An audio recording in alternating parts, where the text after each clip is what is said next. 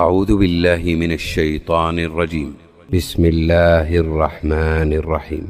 إن هذا القرآن يهدي للتي هي أقوم ويبشر المؤمنين الذين يعملون الصالحات أن لهم أجرا كبيرا وأن الذين لا يؤمنون بالآخرة أعتدنا لهم عذابا أليما.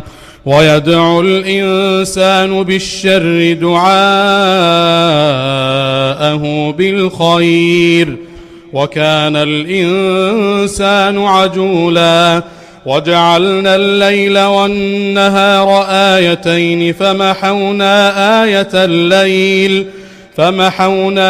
آية الليل وجعلنا آية النهار مبصرة لتبتغوا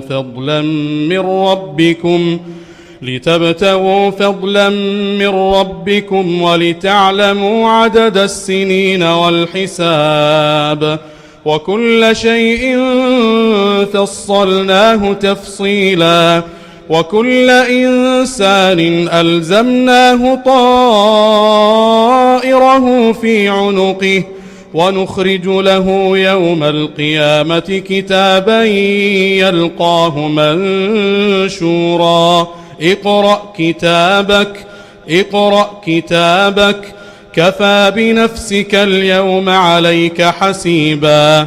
من اهتدى فإنما يهتدي لنفسه ومن ضل فإنما يضل عليها ولا تزر وازرة وزر أخرى وما كنا معذبين حتى نبعث رسولا.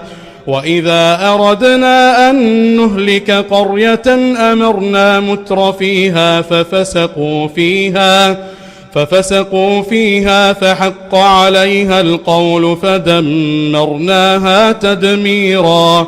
وكم أهلكنا من القرون من بعد نوح وكفى بربك بذنوب عباده خبيرا بصيرا. من كان يريد العاجلة عجلنا له فيها ما نشاء لمن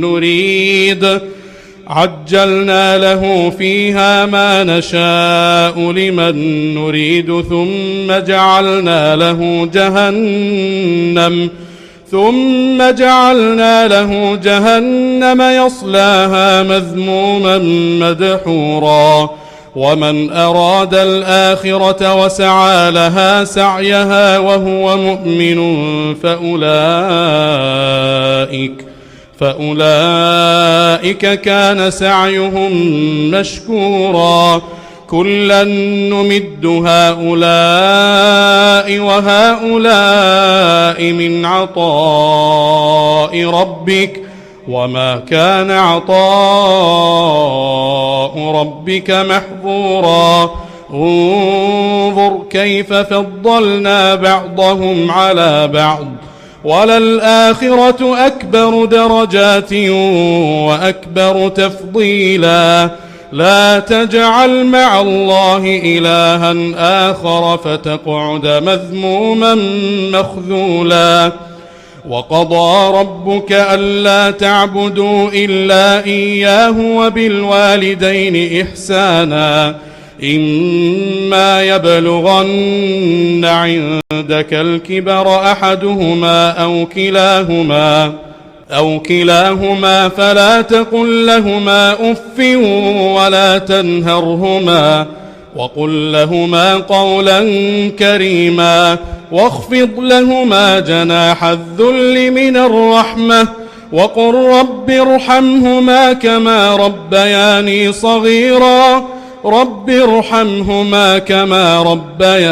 صغيرا.